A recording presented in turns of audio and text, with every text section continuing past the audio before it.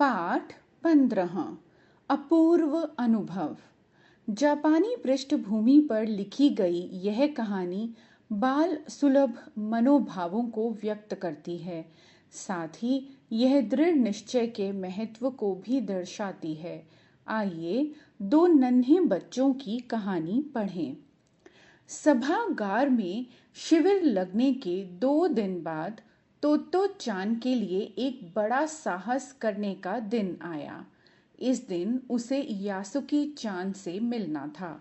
इस भेद का पता ना तो तोतो चान के माता पिता को था, ना ही यासुकी चान के। उसने यासुकी चान को अपने पेड़ पर चढ़ने का निमंत्रण दिया था। तोमोए में हर एक बच्चा बाग में एक एक पेड़ को अपने खुद के चढ़ने का पेड़ मानता था। तोतो चान का पेड़ मैदान के बाहरी हिस्से में कोहुन बुत्सु जाने वाली सड़क के पास था। बड़ा सा पेड़ था उसका। चढ़ने जाओ तो पैर फिसल फिसल जाते, पर ठीक से चढ़ने पर जमीन से कोई 6 फुट की ऊंचाई पर एक दविशाखा तक पहुंचा जा सकता था। बिल्कुल किसी झूले सी आरामदेह जगह थी यह। तो चान अक्सर खाने की छुट्टी के समय या स्कूल के बाद ऊपर चढ़ी मिलती।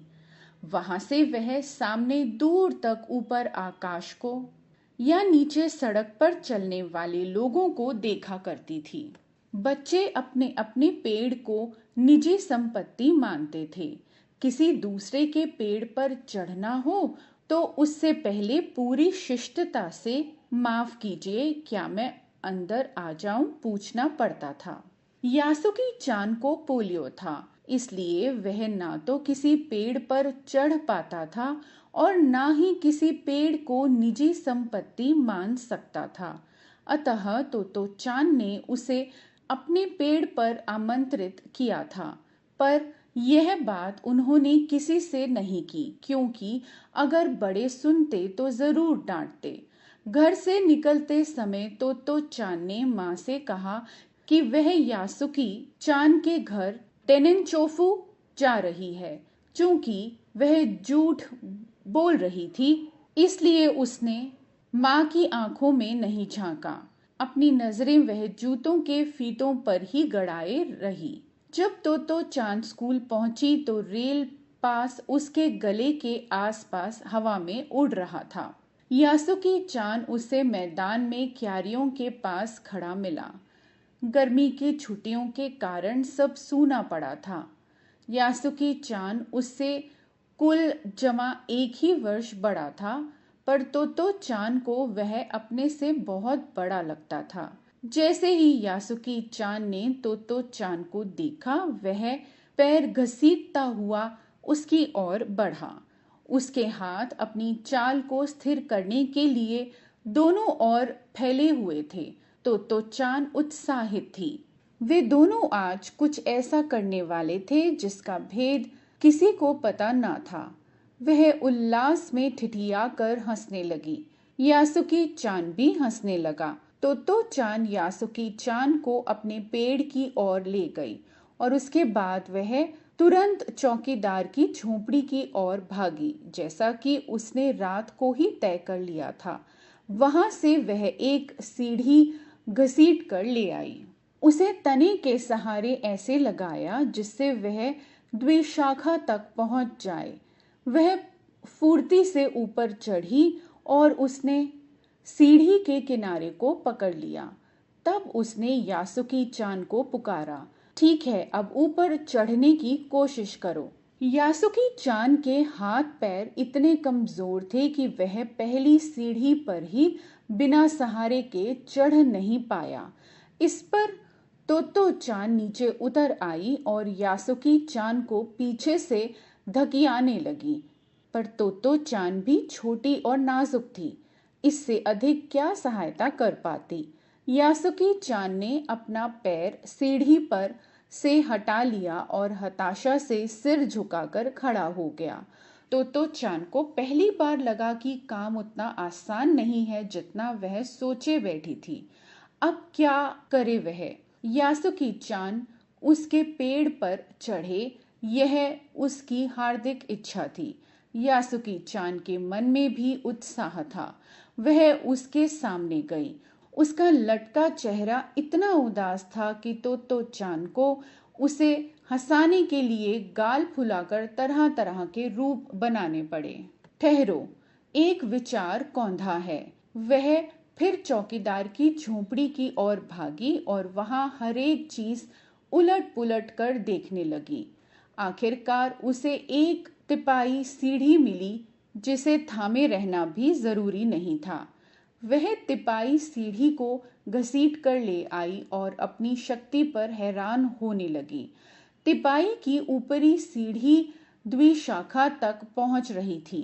देखो, अब डरना मत, उसने बड़ी बहन की सी आवाज में कहा। यह डगमगाएगी नहीं। यासुकी चान ने घबराकर तिपाई सीढ़ी और पसीने से तरबतर तो चान की ओर देखा। उसे भी काफी पसीना आ रहा था। उसने पेड़ की ओर देखा और फिर निश्चय के साथ पांव उठाकर पहली सीढ़ी पर रखा। उन दोनों को यह बिल्कुल भी पता ना चला कि कितना समय यासुकी चान को ऊपर तक चढ़ने में लगा। सूरज का ताप उन पर पड़ रहा था, पर दोनों का ध्यान पेड़ के ऊपर तक पहुंचने में रमा था। तो चान नीचे से उसका एक एक पैर सीढ़ी पर धरने में मदद कर रही थी। अपने सिर से वह उसके पिछले हिस्से को भी स्थिर करती रही। यासुकी चान पूरी शक्ति के साथ जूझ रहा था और आखिर वह ऊपर पहुंच ही गया। हुर्रे! पर उसे अचानक सारी मेहनत बेकार लगने लगी। तो चान तो सीढ़ी पर से छलांग लगाकर द्विशाखा पर पहुंच गई, पर यासुकी चान को सीढ़ी से पेड़ पर लाने की हर कोशिश बेकार रही। यासुकी चान सीढ़ी थामे तो चान की ओर ताकने लगा। तो चान की रुलाई छूटने को हुई। उसने चाहा था कि यासुकी चान को अपने पेड़ पर आमंत्रित कर तमाम नई नई चीज, पर तो चान रोई नहीं। उसे डर था कि उसके रोने पर यासुकी चान भी रो पड़ेगा। उसने यासुकी चान का पोलियो से पिचकी और अकड़ी उंगलियों वाला हाथ अपने हाथ में थाम लिया। उसके खुद के हाथ से वह बड़ा था, उंगलियां भी लंबी थी। देर तक तो चान उसका हाथ थामे रही, तब बोली, तुम लेट जाओ, मैं तुम्हें पेड़ पर खींचने की कोशिश करती हूँ। उस समय द्विशाखा पर खड़ी तो चान द्वारा यासुकी चान को पेड़ की ओर खींचते अगर कोई बड़ा देखता तो वह जरूर डर के मारे चीख उठता। उसे वे सच में जोखिम उठाते ही दिखाई देते, पर यासुकी चान तो चान पर पूरा भरोसा था और वह खुद भी यासुकी चान के लिए भारी खतरा उठा रही थी। अपने नन्हे नन्हे हाथों से वह पूरी ताकत से यासुकी चान को खींचने लगी। बादल का एक बड़ा टुकड़ा बीच बीच में छाया करके उन्हें कड़कती धूप से बचा रहा था। काफी मेहनत के बाद दोनों पेड़ की द्विशाखा पर थे। पसीने से तरबतर अपने बालों को चेहरे पर से हटाते हुए तो चान ने सम्मान से झुककर कहा, मेरे पेड़ पर तुम्हारा स्वागत है। यासुकी चान डाल के सहारे खड़ा था। कुछ झिझकता हुआ वह मुस्कुराया। तब उसने पूछा, क्या मैं अंदर आ सकता हूँ? उस दिन यासुकी चान ने दुनिया की एक नई झलक देखी जिसे उसने पहले कभी ना देखी थी। तो ऐसा होता है पेड़ पर चढ़ना? यासुकी चान ने चहकते हुए कहा। वे बड़ी देर तक पेड़ पर बैठे बैठे इधर उधर की गप्पे लड़ाते रहे। मेरी बहन अमेरिका में है, उसने बताया है कि वहां एक चीज होती है, टेलीविजन।